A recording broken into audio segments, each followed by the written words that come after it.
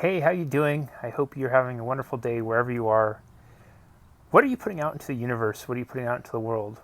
We've all heard the notion that energy goes out and we're emitting energy all the time, and we've heard law of attraction. We might think it's a little woo-woo or crazy. But then we've all had those experiences, right? When we've been thinking about someone and all of a sudden they call us out of nowhere, they send us a message.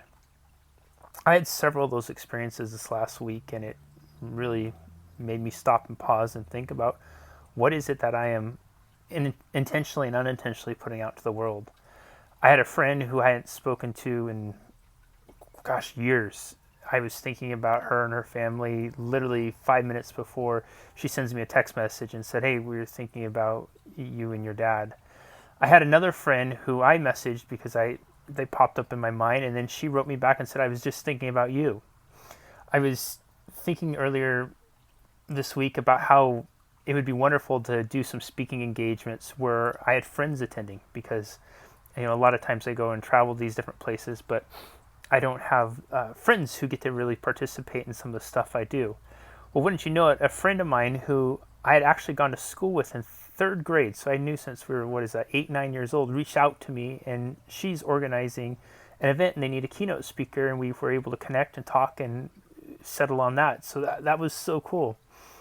And then the last one is I had another friend who I was thinking about. I hadn't talked to for a little bit. All of a sudden I get a text message from him.